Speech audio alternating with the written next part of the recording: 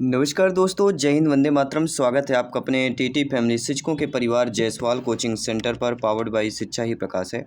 आज की क्लास हम हिंदी की क्लास करने वाले हैं। हिंदी के टॉप 30 प्रश्न करेंगे। टॉप 30 में से आप लोगों को क्या फीडबैक है, सभी को कमेंट करना और फीडबैक करना है। तो चलिए शुरुआत करते हैं। क्या आप सभी लोग तैयार हैं इन हिंदी के 30 महत्वपूर्ण प्रश्नों को अटेंड करने के लिए, फीडबैक करने के लिए? प्रश्न आपका दिया है, किस वाक्य में वचन का सही प्रयोग हुआ है? किस वाक्य में वचन का सही प्रयोग हुआ है? मेरी होश उड़ गई, हमारे होश उड़ गए, मैं होश उड़ गया, मेरे होश उड़ गए। मेरी होश उड़ गई,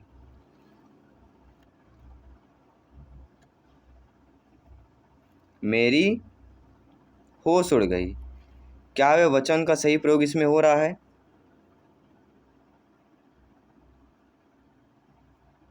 हमारे होश उड़ गई, उड़ गई नहीं, यहाँ पे गए होना चाहिए।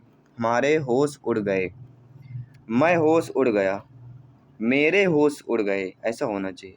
मेरे होश उड़ गए, हाँ, ये डी ऑप्शन जो कह रहा है बिल्कुल सही है। मेरे होश उड़ गए, यहाँ पे करेक्ट ऑप्शन राइट आंसर हो जाएगा। तो according to question D option इधर राइट आंसर हो जाएगा। इसके बाद देखते हैं आपके अगले प्रश्न की।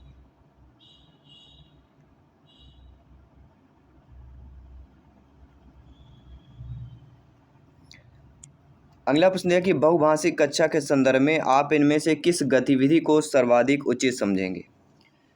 मान लीजिए आप नियुक्त होती, आप लोग अध्यापक अध्यापिका बनते हैं और बहुभाषिक वाली कक्षा है, यानी कि अनेकों मातृभूमि से बच्चे आते हैं, उनकी मातृभाषाएं अलग अलग होती हैं, तो उसको हम बहुभाषिक कक्षा बोलेंगे। तो आप जो एक शिक्षक के रूप में किस गतिविधि को सर्वाधिक उचित समझेंगे? कि स्वतंत्रता शब्द को 10 बार बोलिए, सूर अस्त हो गया वाक्य 10 बार लिखिए, हिंदी पाठों से आए चिड़िया पुस्तक कुआं को आपकी भाषा में क्या कहते हैं, ये बताइए।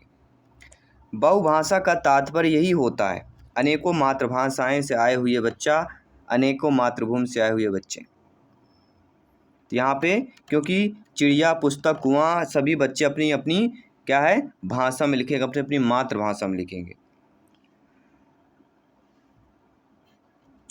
तो ये बेस्ट आपका ऑप्शन उचित समझा जाएगा, क्योंकि इससे सभी बच्चों का अपना अपना भाषा का बोलने का, लिखने का, उसमें कोई प्रॉब्लम्स नहीं आएगी, सभी को अधिकार यहाँ पे एक साथ मिल जाएगा। अगला, निबंध रचना में इसके 2 गुणों कला पक्ष एवं भाव पक्ष का ध्यान रखा जाता है। तो जिसमें कला पक्ष भाव पक्ष का ध्यान रखा जाता है, विचारों की क्रमबद्धता का संबंध किस पक्ष से होता है? किस पक्ष में आपका कला पक्ष भाव पक्ष दोनों विचारों का संबंध रखा जाता है? तो कला पक्ष होता है, निबंध रचना के 2 गुण होते हैं, कला पक्ष भाव पक्ष, लेकिन दोनों पक्षों में जिसमें विचारों की क्रमबद्धता जो है जिस पक्ष से संबंधित होती है, तो विचारों की क्रमबद्धता आपके कला से संबंधित होती है, कला पक्ष इधर राइट आंसर हो जाएगा। किसी भी प्रश्न पर डाउट है बेफिक्र आप लोग कमेंट कर सकते हैं, फीडबैक कर सकते हैं। जायसवाल सर आप सभी का अभिनंदन और स्वागत करते हैं। जुड़ जाइए, प्यार मोहब्बत में मत पड़िएगा, पढ़ाई में पढ़िएगा, जो जीवन भर आपको साथ निभाने वाला है।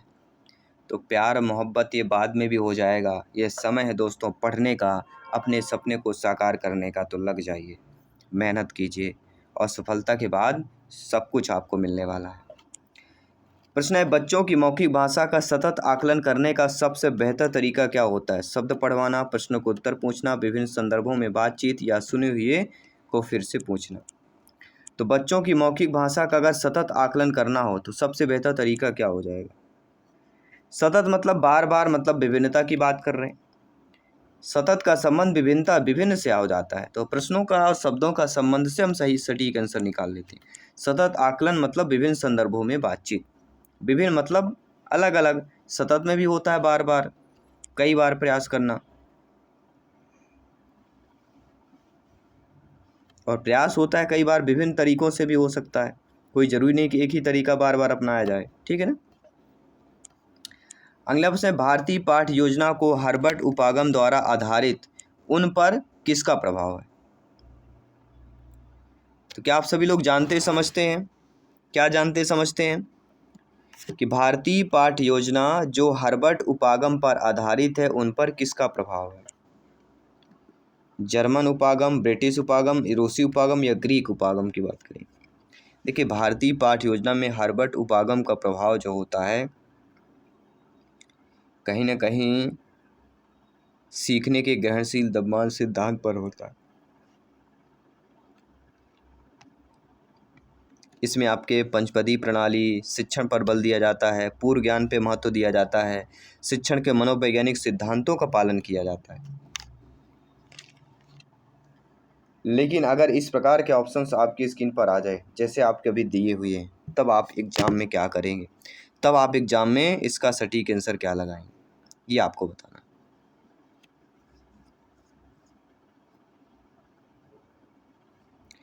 देखिए, कहा जाए तो ब्रिटिश अगर उपागम में हर्बर्ट उपागम आधारित इसमें टोटल 700 से अधिक आपके 700 अधिक 717 है। 717 भारतीय पाठ योजना है जिसमें जर्मन, ब्रिटिश, रूसी और ग्रीक उपागम का इसमें कोई भी प्रभाव नहीं, लेकिन ईएसवी द्वारा इसको ब्रिटिश उपागम का प्रभाव जो है माना गया है।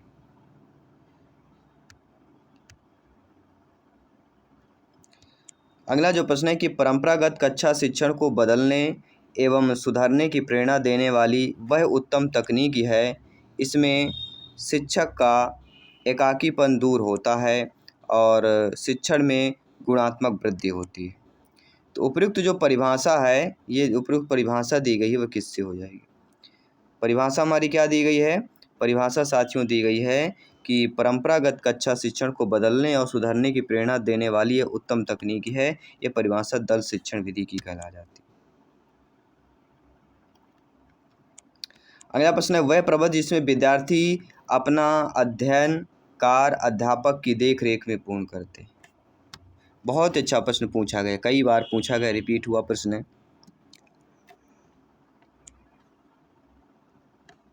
वह प्रबंध जिसमें विद्यार्थी अपना अध्ययन कार्य अध्यापक की देख रेख में पूर्ण करता है।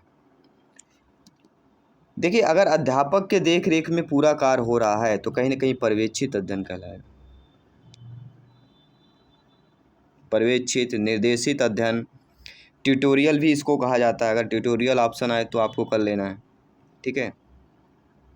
और यह प्रश्न आपके सीटेट में भी 2021 में आया हुआ प्रश्न, ऐसा नहीं है। सीटेट प्रश्न, सीटेट वाले प्रश्न भी आपके वर्ग 3 में रिपीट होते हैं।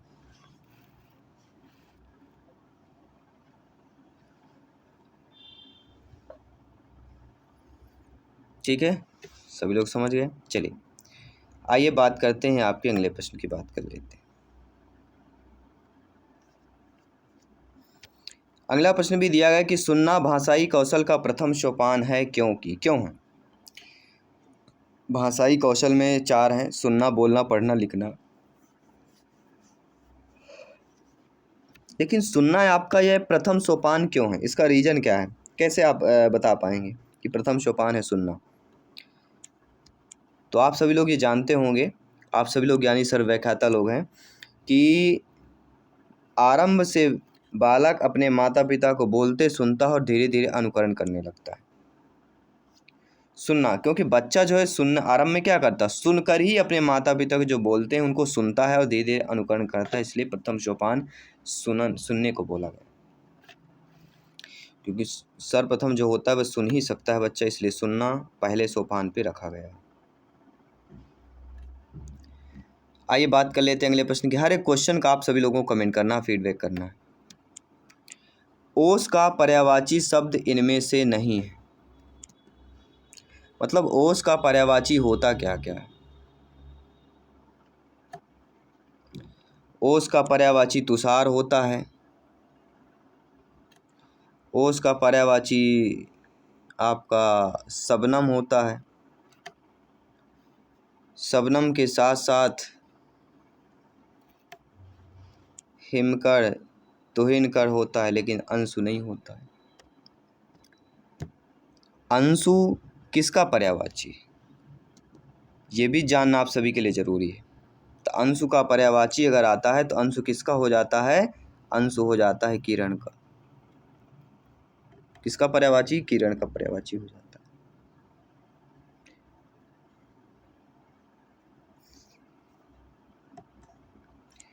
तो इन सभी को जानना आप सभी के लिए ज़रूरी है, हम सभी के लिए ज़रूरी है, सभी शिक्षक बंधुओं के लिए ज़रूरी है।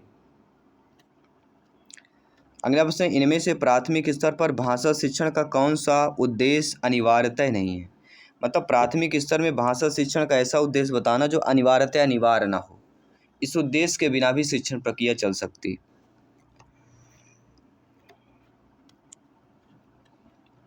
विभिन्न संदर्भ और स्थितियों में अपनी बात व्यक्त करने की कुशलता का विकास, मानवीय मूल्यों का विकास, विभिन्न संदर्भों में प्रयुक्त शब्दों के सही अर्थ ग्रहण करना या भाषा के अलंकारिक प्रयोग की क्षमता का विकास। देखिए, कहीं न कहीं भाषा शिक्षण में अगर प्राथमिक स्तर में देखा जाए तो विभिन्न संदर्भ और स्थितियों में अपनी बात व्यक्त करने की कुशलता का विकास तो होना ही चाहिए। मानवीय मूलकों का विकास होना चाहिए। विभिन्न संदर्भों में प्रयुक्त शब्दों को सही अर्थ ग्रहण करना चाहिए, क्योंकि जब ग्रहण करेंगे तभी ये बोल पाएँगे। लेकिन भाषा के जो अलंकारिक प्रयोग की क्षमता का विकास, क्योंकि प्राथमिक स्तर पे अलंकारिक प्रयोग दिया गया है, तो यहाँ पे क्षमता का विकास अगर ये अनिवार्य नहीं है कि प्राथमिक स्तर पर बच्चों में अलंकारिक प्रयोग की क्षमता का विकास हो। लेकिन मानवीय मूल्यों का विकास होना चाहिए, जिससे समझ सकें, रिस्पेक्ट दे सकें, अच्छे तरीके से बातचीत कर सकें और उनमें अपनी बात व्यक्त करने की कुशलता को होनी चाहिए कि अपनी बात को कैसे रख पाएँ और अपनी बात को रखना भी चाहिए। और विभिन्न संदर्भों में प्रयुक्त शब्दों को सही अर्थ ग्रहण भी करना चाहिए। गलत अर्थ नहीं ग्रहण करना चाहिए, सही अर्थ ग्रहण करना चाहिए। तो सारी चीज़ें आपकी समझ में आ गई। आइए बात करते हैं अगले प्रश्न की। भाव एवं विचारों की अभिव्यक्ति का प्रवाह होता है। पढ़ने में, बोलने में, बनने में या इन सभी में होता है। देखिए, भाव विचार की अभिव्यक्ति का प्रभाव होता है। इसका मतलब है भावनाएं और विचार लगातार प्रवाहित होती रहती हैं और उन्हें व्यक्त करने के लिए एक माध्यम होता है और ये प्रवाह निरंतर चलता रहता है। तो सबसे ज़्यादा क्या होता है? बोलना इज द राइट आंसर। पढ़ने, बोलने, बनने में सबसे ज़्यादा इम्पोर्टेंट बोलना होता है। कि भाव और विचार, भाई हम अपना भाव कैसे प्रकट करेंगे, हम अपने विचारों को कैसे दूसरे को बोल पाएंगे? तो कहीं ना कहीं मुख के द्वारा ही बोलेंगे, तभी तो हम विचार अपना बता पाएंगे, साझा कर पाएंगे, ठीक है, शेयर कर पाएंगे। तो बोलना, अभिव्यक्ति का प्रभाव बोलना ही होगा भाव एवं विचार का। ठीक है, तो ये तो बहुत ही सिंपल सा प्रश्न पूछा गया था, आप सभी लोग जानते हैं। आइए बात करते हैं अगले प्रश्न की कि शैली और उद्देश्य की वजह से कहानी के प्रकार या रूप नहीं है। देखिए, शैली और उद्देश्य की वजह से देखा जाए कौन से कहानी के प्रकार होते हैं, ये जानना जरूरी, क्योंकि यहाँ तो पहले दिया गया है कि कौन सा नहीं है, लेकिन ये भी जानना जरूरी ना कौन कौन से होते हैं। जब आप ये जान लेंगे तो ये भी जान लेंगे कौन से नहीं होते हैं। तो इसमें धार्मिक, सामाजिक, ऐतिहासिक कहानियाँ होती हैं, चरित्र प्रधान समस्यात्मक कहानियाँ होती हैं, घटना प्रधान कहानियाँ होती हैं, लेकिन चरित्रहीन और उद्देश्य विहीन कहानी होती है। कि हीन शब्द दिया गया, इसमें विहीन नेगेटिव दिया गया ना, उद्देश्य विहीन कोई कहानी है, चरित्रहीन कहानी है, तो ऐसी कहानियाँ जो होती हैं वह आपके शैली और उद्देश्य की वजह से कहानी का प्रकार नहीं होती। शैली और उद्देश्य की वजह से कहानी का प्रकार होती है जिसमें धार्मिक, सामाजिक और ऐतिहासिक कहानियाँ हो, चरित्र प्रधान और समस्यात्मक कहानियाँ हो और घटना प्रभाव कहानियाँ हो। तो according to question D option होगा कि ये नहीं होना चाहिए, बाकी होना चाहिए। ये तो पूछा जा रहा है कि क्या नहीं होना है। अगला, जिस क्रिया के व्यापार के फल उसके कर्म पर नहीं पड़ता है उसे क्या कहते हैं? सभी लोग बताइए, बहुत ही सिंपल सा प्रश्न। जिस क्रिया के व्यापार के फल उसके कर्म पर नहीं पड़ता है उसे क्या कहते हैं? मतलब क्रिया के व्यापार का फल उसके कर्म पर ना पड़े उसे ही हम क्या कहते हैं, सब बताइए। जिस क्रिया का व्यापार का फल कर्ता पर ना पड़े, यहाँ पे कर्म पर पड़ रहा है। अगर कर्म पर नहीं पड़ रहा तो उसे अकर्मक कहते हैं। अगर कर्म की जगह यहाँ पे कर्ता दिया होता, कर्म की जगह मान लीजिए पूछ लिया गया कि कर्ता, तब आपका जवाब क्या होना चाहिए? कर्म की जगह अगर कर्ता आता है कि जिस क्रिया के व्यापार के फल उसके कर्ता पर नहीं पड़ता है, जब कर्ता पर नहीं पड़ेगा तो उसको हम सकर्मक कहेंगे और सकर्मक क्रिया पूछी जाती है। तो कर्ता पर नहीं पड़ रहा तो सकर्मक है और कर्म पर नहीं पड़ रहा तो अकर्मक है। तो सकर्मक अकर्मक दोनों आपने जान लिया। जहाँ पे कर्म पर ना पड़े तो सकर्मक और कर्म पर नहीं पड़ रहा तो अकर्मक है, क्योंकि कर्म पर नहीं पड़ रहा है इसलिए अकर्मक कहलाएगा, और कर्ता पर नहीं पड़ रहा तो वहाँ पे सकर्मक हो जाएगा। तो सकर्मक अकर्मक दोनों आपने पहचान लिया। आइए बात करते हैं अगले प्रश्न की। एक नए पाठ को आरंभ करने से पहले एक शिक्षक के लिए क्या जरूरी होता है? वे बच्चों को शब्दार्थ लिखवाए, पाठ के रचनाकार का नाम बताए, बच्चे को पहले पढ़कर सुनाने के लिए कह दे या पाठ का मूल भाव बच्चों को समझाइए। तो एक नए पाठ को आरंभ करने से पहले एक शिक्षक के लिए क्या ज़रूरी होता है? एक शिक्षक के लिए ज़रूरी होता है कि पाठ का मूल भाव बच्चों को पहले समझा दें। सबसे पहले ज़रूरी ऐसा मूल भाव होने वाला है, ऐसी चीज़ें होने वाली है और ये कहानी है, इसका भावार्थ ये होने वाला है। चलिए अब पढ़ लेते हैं गद्यांश, और गद्यांश वाले प्रश्न करेंगे। गद्यांश है, प्रेमचंद की जो सबसे बड़ी शक्ति है वह अधिकांश आलोचकों ने पहचानी ही नहीं है। तो प्रेमचंद से संबंधित एक आपका दिया गया है, उसी के माध्यम से या उन्हीं से रिलेटेड हम प्रश्न करेंगे। निम्नलिखित में से प्रेमचंद अपने साहित्य में स्व की अभिव्यक्ति किसके माध्यम से कर रहे हैं? अपने स्व की अभिव्यक्ति किसके माध्यम से कर रहे हैं, ये आपका प्रश्न दिया गया।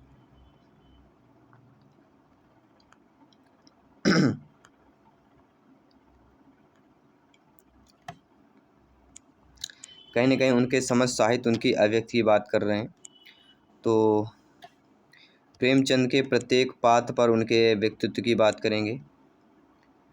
तो अगर हम पत्र द्वारा ही कह सकते हैं, लिख कर के ही द्वारा वह प्रकट कर रहे हैं, अगर यहाँ पर हम देखा जाए तो इसका अगर सही उत्तर अगर जानने के लिए पूछा जाता है तो यहाँ पे हो जाएगा पात्रों के माध्यम से, क्योंकि कहीं ना कहीं पात्रों का जिक्र हुआ है। तो स्व के अभिव्यक्त पात्रों के माध्यम से कर रहे हैं।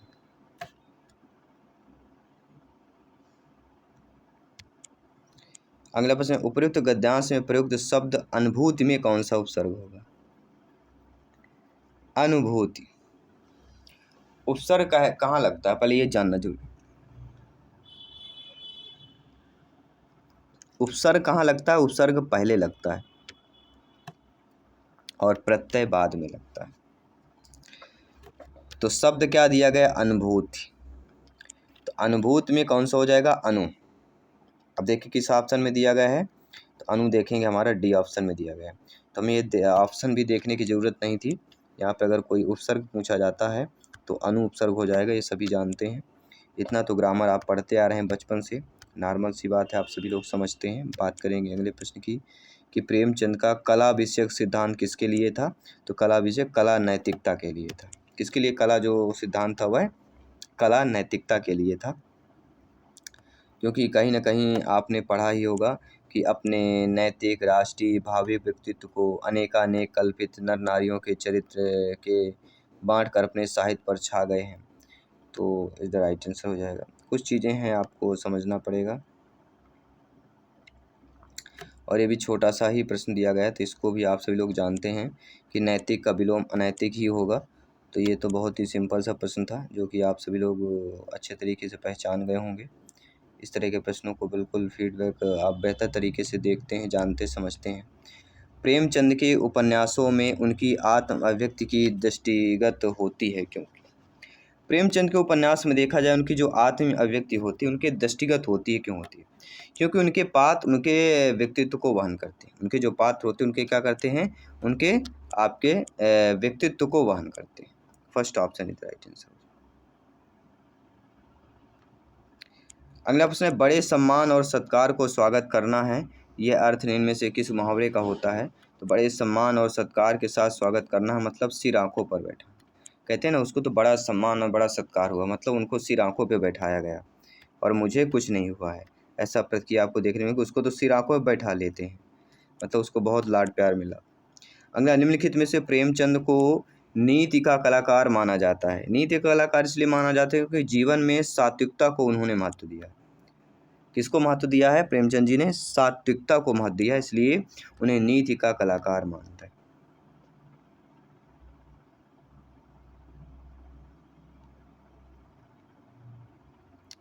इसके साथ देखते हैं अगले प्रश्न। अगला प्रश्न, उपयुक्त गद्यांश के अनुसार प्रेमचंद की जो सबसे बड़ी शक्ति है वह कौन सी है? तो सबसे बड़ी है आचरण की शक्ति, उनका आचरण बेहतर है। तो प्रेमचंद के आचरण की बात करें, अब काव्यांश आ जाएगा। काव्यांश क्या दिया गया है?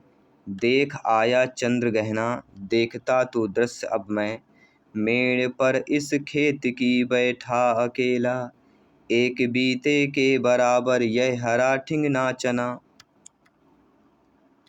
बांधे मुरैठा शीश पर छोटे गुलाबी फूल का, सज कर खड़ा है, पास ही मिलकर ठगी है, और बीच में अलसी हठीली, देह की पतली कमर की है लचीली, नीले फूल फूल को सिर पर चढ़ाकर कर रही है जो छुए हैं, दूं हृदय का दान उसको और सरसों की ना पूछो, हो गई सबसे सयानी हाथ पीले कर लिए, ब्याह मंडल में पघारी, फाग गाता मास फागुन आ गया है आज जैसे। ये कोई काव्यांश से कविता से लिया गया है और इस कविता से रिलेटेड अब हम प्रश्न करेंगे जैसे आपके एग्जाम और पेपर में पूछे जाते हैं। प्रश्न है कि चंद्रगहना से कवि का क्या आशय है? तो चंद्रगहना से आशय होता है एक गांव का नाम। चंद्रगहना क्या है? एक गांव का नाम। कह रहा देख आया चंद्रगहना देखता हूँ दृश्य। देखो मैं इस गांव में आज चंद्रगहना गांव में आ गया हूँ, अब इस गांव का दृश्य देखूंगा। ठीक है ना, ऐसे ही कुछ प्रश्न में पूछा जा रहा है। अगला कि फाग कौन सा मौसम में गाए जाने वाला लोकगीत होता है? तो फाग तो सभी लोग जानते हैं फाल्गुन में ही गाया जाता है, तो ये तो बहुत ही सिंपल सा था जो सभी लोग आप लोग जानते समझते हैं।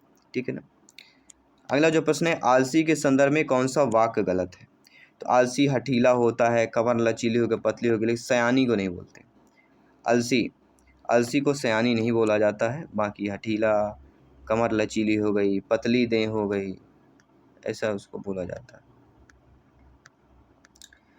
सभी लोग समझ अच्छे तरीके से। आइए देखते हैं अगला प्रश्न क्या पूछा जाए। इनमें से कौन सा मुरैठा शब्द का पर्यायवाची? अब आपको मुरैठा शब्द का पर्यायवाची बताना है, सभी लोग बताइएगा। तो मुरैठा शब्द का पर्यायवाची क्या होता है? मुरैठा, सभी लोग बताइए। आप सभी लोग जानते समझते हैं, तो मुरैठा शब्द का पर्यायवाची इनमें से क्या होगा? मुरैठा शब्द का पर्यायवाची क्या साफा होता है, पगड़ी होता है, पेठा होता है, लेकिन मुरैठा को क्या नहीं होगा पूछा जा रहा है, तो टोपी नहीं होगा। बाकी मुरैठा के सभी पर्यायवाची होंगे, आपका टोपी नहीं होगा। ठीक है ना।